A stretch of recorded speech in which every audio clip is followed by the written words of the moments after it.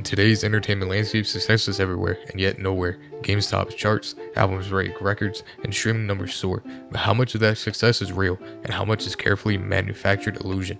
Billions of streams, millions of players, record-breaking launches. What if I told you none of it might be real?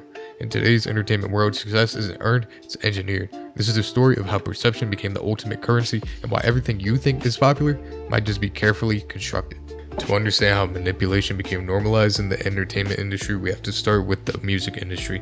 Music laid the foundation for the tactics that would later spill over into the other creative fields, from gaming to film. What we see today is marketing innovation, often traces back to experiments in bending the rules of chart performance and audience perception. Take Jay-Z's 2013 album Magna Carta Holy Grail. Instead of relying on traditional sales, Jay-Z struck a deal with Samsung. The company purchased 1 million copies of the album up front and bundled them with their smartphones. The result was an immediate platinum certification. All my plaques, that's it? On paper, this looks like an unprecedented triumph, but in practice, it wasn't driven by genuine fan demand. It was corporate maneuver disguised as cultural dominance, a way of gaming the system while technically staying within its rules. This moment revealed something, that the charts and accolades could be manufactured rather than earned. Others quickly followed this blueprint. Rappers like Nav and Playbook Cardi leaned to the hype as product itself. Nav's partnership with the streetwear brand V-Lone bundled merch with album sales, blurring the line between fashion consumption and music support.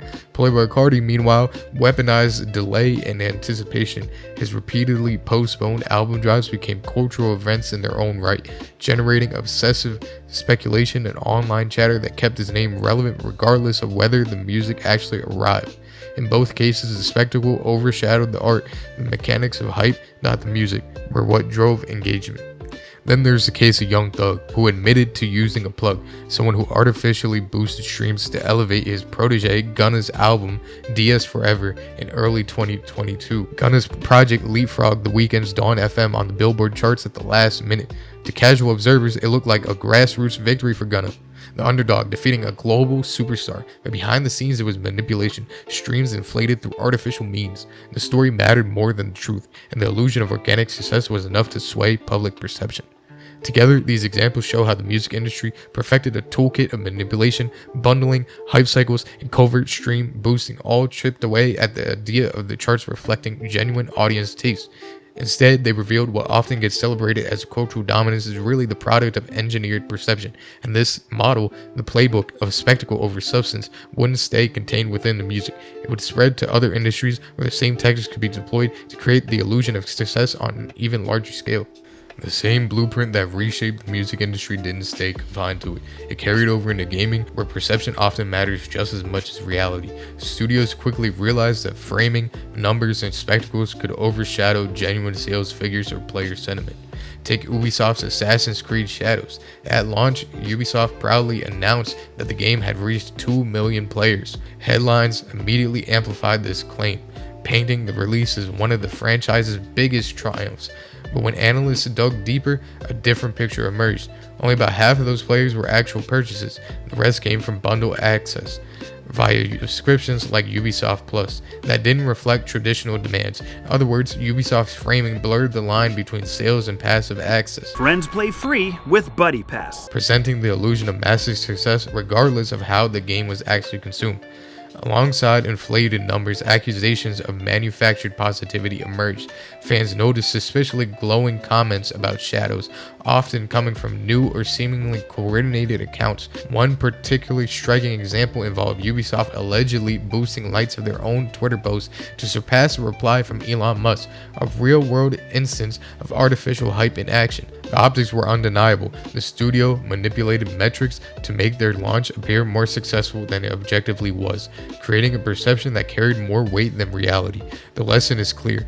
Like Jay-Z's Samsung bundle or Gunna's stream-boosted Billboard victory, the modern entertainment economy rewards engineered perception. If you can make an audience believe a release is a hit through numbers, hype, or social signals, you can manufacture momentum before genuine engagement ever has a chance to occur. As manipulation tactics evolved, the industry found a new frontier: subscriptions. Platforms like Xbox Game Pass, PlayStation Plus, and Ubisoft Plus promise gamers easy access to hundreds of titles for a single monthly fee. On the surface, this looks like a consumer-friendly innovation, but for publishers, it's also a powerful tool to inflate perceived success. When studios report player numbers, they often include everyone who merely accesses a game through these services, regardless of whether they actually purchase it. Someone who opens the title for 5 minutes as part of their subscription counts the same as a paying customer. That single accounting trick can make a launch look exponentially bigger than it really is. Headlines touting millions of players on day one may sound like a blockbuster success, but behind the numbers, only a fraction reflect true purchases or a genuine engagement. This approach isn't just a minor accounting quirk, it's a foundational tactic for creating hype. High player counts attract media attention, encouraging social buzz, and even influencing charts or rankings. And the game award goes to Forza Motorsport. The illusions of explosive growth becomes a self-fulfilling prophecy. The appearance of popularity draws in more attention, more streams, and ultimately more real-world revenue. In short, the subscription versus purchases model exemplifies a new era of entertainment manipulation. It's not about selling units or tracks, it's about controlling perception. By redefining what counts as a success, publishers can manufacture the story of a hit before actual demand has fully materialized. This latest evolution of a blueprint, first perfected in the music, now deeply embedded in gaming. Perception is reality, and the metrics can be engineered to prove it.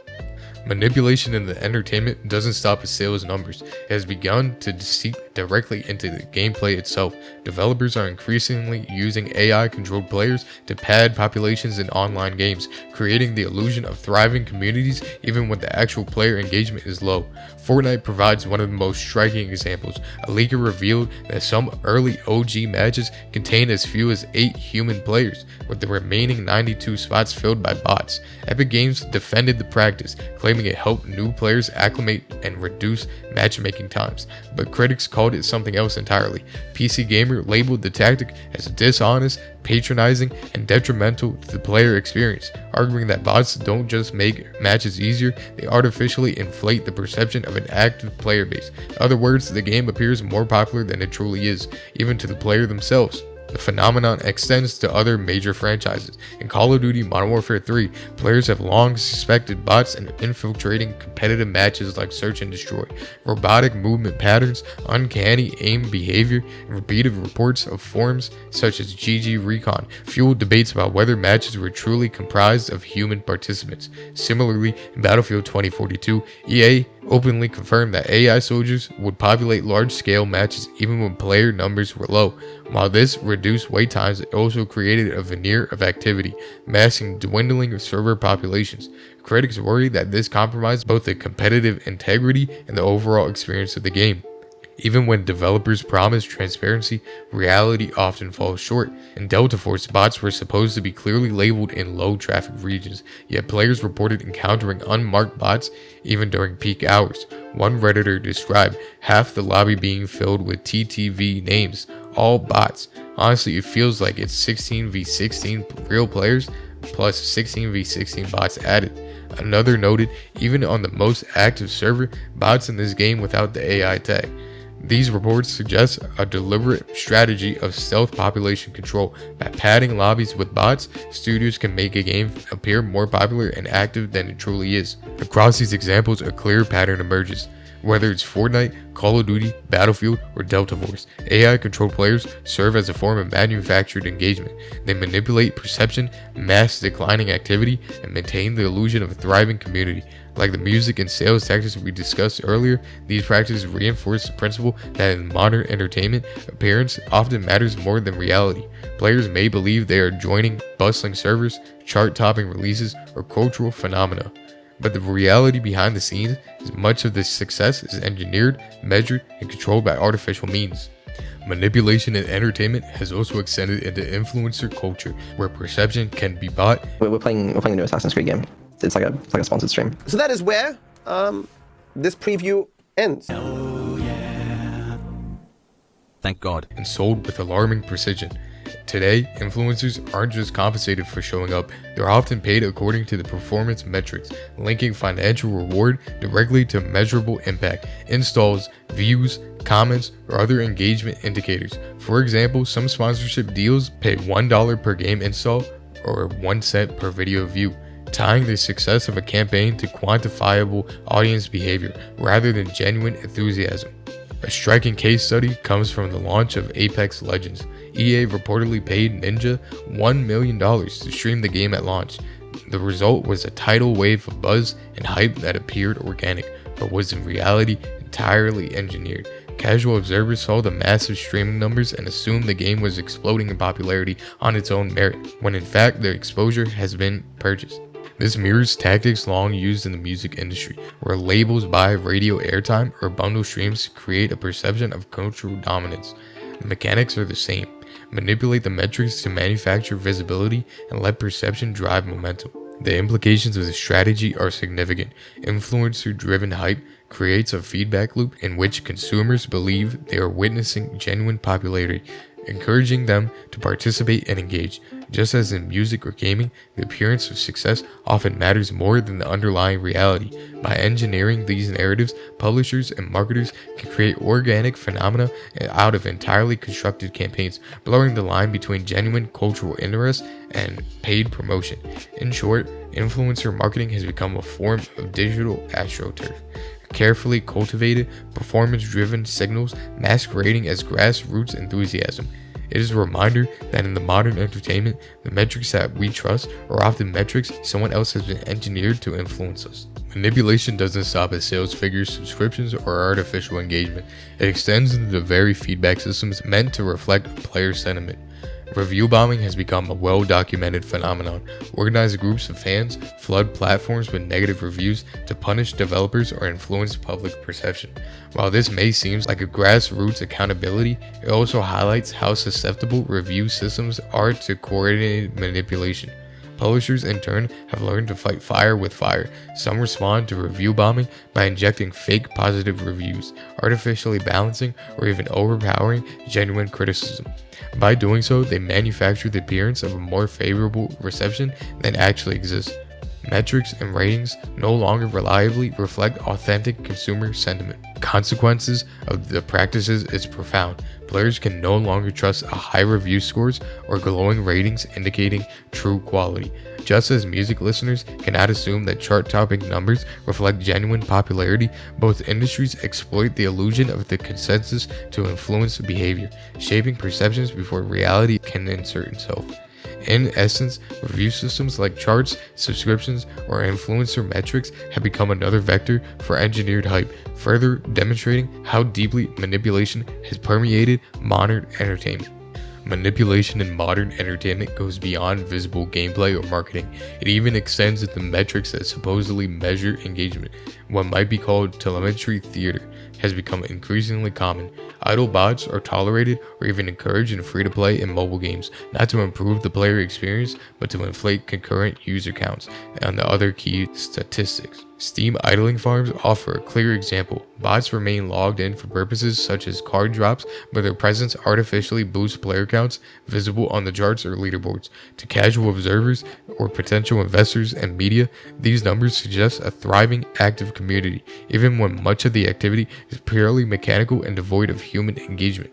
For publishers, the goal isn't transparency, it's optics. By padding telemetry, studios can claim success metrics that might influence coverage, drive investor confidence, or make a title appear more popular than it truly is. This strategy echoes broader patterns in the entertainment industry. The numbers themselves have become tools of persuasion. Perception is everything.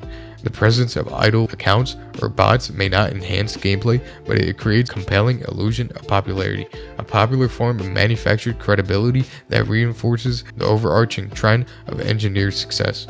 All of this leads to a fundamental question. What does success really mean in the modern entertainment industry? From Jay-Z's bundle album sales to bot-filled game lobbies, from subscription access players to influencer-driven hype, the industry has perfected the art of selling an illusion. Headlines boast record-breaking launches, charts celebrate cultural dominance, and metrics appears to confirm popularity. But more often than not, these numbers measure carefully engineered perception rather than genuine engagement.